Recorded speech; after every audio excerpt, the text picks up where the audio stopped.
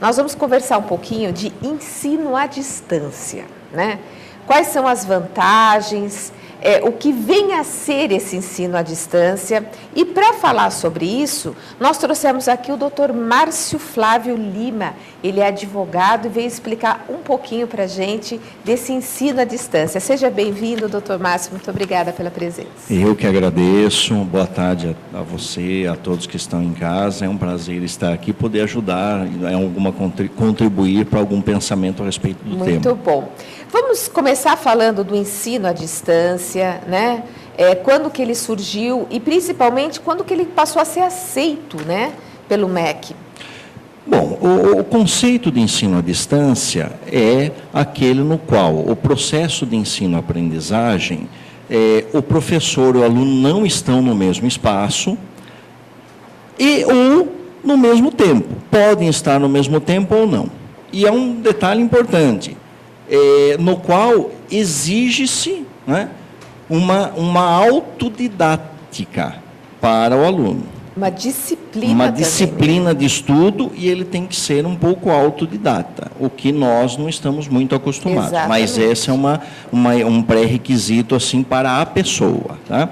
No mundo, na verdade, o ensino à distância é considerado o início como sendo as cartas de São Paulo, apóstolo, né, às comunidades dele. Né? Então, está até na Bíblia. Por quê? Porque, na verdade, as cartas ensinavam como aquele povo viver a ideia cristã.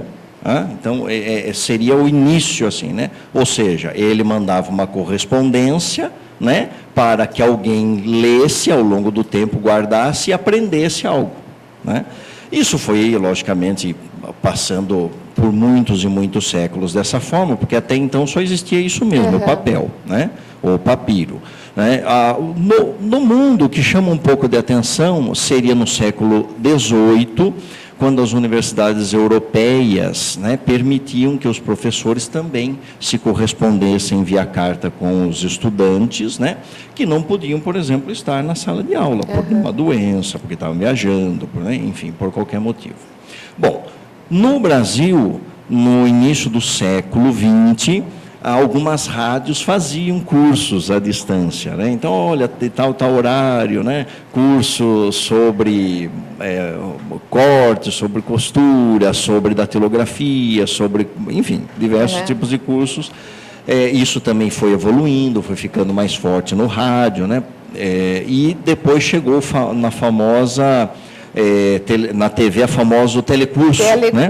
Os telecursos na década de 70, 80, famosos, né? Onde daí a pessoa assistia, né, o programa na televisão, comprava apostila na banca de jornal, recebia em casa, ia estudando e ia melhorando.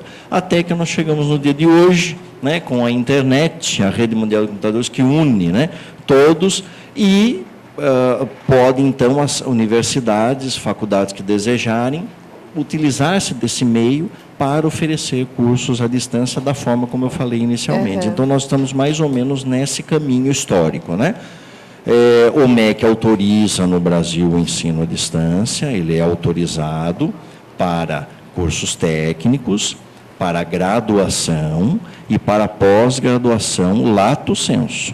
Mestrado não, ainda não, doutorado ainda não, apesar que existe um protótipo de um mestrado à distância em matemática, feito pela Universidade Aberta do Brasil, que é, explicando rapidamente, é uma união de universidades brasileiras, públicas e particulares, com o objetivo assim, de favorecer o estudo, inclusive à distância. Né? Mas é um protótipo aí.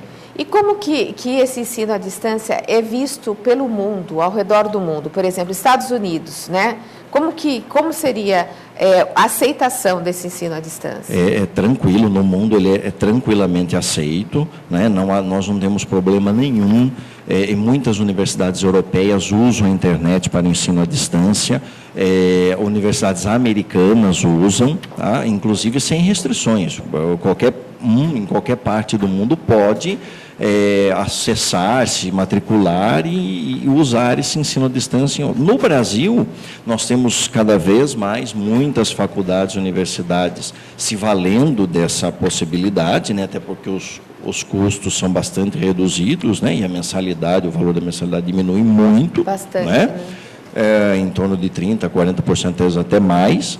E também não há restrição nenhuma, sendo o curso autorizado pelo MEC, estando dentro das leis brasileiras, não há problema nenhum. Existe assim, na sequência da sua pergunta, muitas pessoas pensam que não é válido, né, ou não se estuda tanto, né, mas isso não é verdade, né? Eu considero, inclusive, o ensino à distância mais rigoroso até do que o presencial, até pelo que a gente estava falando, ou seja, exige muito mais da pessoa. Se ela não estudar, ela não consegue progredir. Tá? Então, é nesse Porque sentido. tem, né, doutor, aqueles cursos também que à distância, que ou quando entra em videoconferência, né? Videoconferência é quando você está num lugar, o professor está no outro, mas é ao vivo, vamos dizer, como nós estamos conversando agora, né? É ao vivo, eu respondo as perguntas que me chegam aqui. Então, essa videoconferência acaba até tendo uma certa interatividade, né? Agora, o ensino à distância, quando você recebe, por exemplo, as gravações, os CDs, tal, para que você vá vendo os capítulos, isso, se você não tiver uma disciplina, você para, não fala, não vê aquilo, passa porque achou que não é tão importante e aquela coisa toda. Então, eu acho que a gente tem que evoluir muito culturalmente mesmo para que esse realmente aproveite o curso, né? Porque às vezes as pessoas acham que, não, porque é assim, é facinho, eu consigo fazer, depois eu vou lá, faço a prova. E aprender o quê, né? Exatamente, né? Isso que você falou é muito importante. Por quê? Porque exige uma dedicação, né? Não que o ensino presencial não exija, também. Acontece que o ensino presencial é aquela coisa, você pode estar atrasado na aula, é permitido, né, sai um pouco mais cedo, tem algum problema, conversa com o professor ou com a coordenação da faculdade, da instituição de ensino e ajudam você. No ensino à distância, essas possibilidades de você, né, não estar tão atento, tão montado ao curso, já diminui muito, né? Porque você não tem esse contato pessoal. Você tem um contato via e-mail, via fórum, como você falou, uma videoconferência naquele momento e com o seu professor tutor, que no ensino à distância chama professor tutor, né? É aquele que vai auxiliá-lo a desenvolver isso. E as discussões são mais amplas, são criados grupos em redes sociais específicas para isso, existem esses debates, como você falou, e existem as atividades que devem ser feitas, que, como o estudante presume-se que ele tem essa dedicação maior, a exigência é maior também. Maior. Né? Apesar que há um pequeno detalhe que eu até esqueci de falar, o MEC exige que pelo menos uma prova para cada disciplina seja presencial. Certo. Tá? Eu esqueci de falar, não existe assim, algo absoluto, então uma prova pelo menos presencial deve existir, né? Até para evitar fraudes. Né? Isso que complica bastante. Agora, muito se fala que no futuro nós não teremos mais o jornal impresso. Você acha que a tendência, doutor, é também nós não termos mais as escolas e tudo funcionar virtualmente? Então, a minha resposta objetiva é não. Eu acredito que vai continuar, né? Assim como você falou do jornal, assim como falam dos livros, né? Porque já existem os e-books, né? Muito usados, por sinal, no ensino à distância. Mas não, eu acredito que haverá as escolas. Por quê? Porque sempre existirá vários tipos de pessoas que gostam mais de algo ou de outro, né? Além disso, um pequeno detalhe importante. Como que você vai ter um curso de medicina, por exemplo, 100% à distância? Não tem como. Né? Algumas disciplinas você consegue ter à distância, mas não tem, grande parte do curso não. Veterinária, mesma coisa, enfermagem, fisioterapia. Então, há vários cursos, principalmente de nível superior, que não tem como você fazer só à distância. Você tem que ter uma parte dele à distância, parte dele presencial. Muito bom.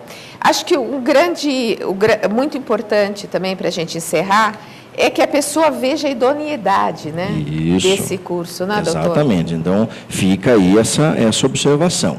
Não faça curso à distância fazendo uma pesquisa genérica na internet. Faça pesquisa, mas veja se aquela universidade, aquela faculdade existe mesmo, se ela está autorizada pelo MEC, acesse o site do Ministério da Educação. Se não for o suficiente, ligue para essa instituição de ensino, né? Verifique se aquilo é sério, quais são os professores, né? Não pague nada sem você ter esse tipo de informação antes, né? Observe, procure ver se você consegue fazer um teste antes, uma aula teste, você consegue uma senha, um login e uma senha, né, temporário, para você conseguir fazer uma aula teste, como de fato funciona no presencial. A ideia é a mesma, para que não haja problemas, né? Porque existem muitos sites falsos. Exato. E muitas instituições de ensino que nem são falsos, são sites falsos na internet, né, que até você consegue acessar, é respondido e tal, só que você faz, por exemplo, um determinado depósito, depois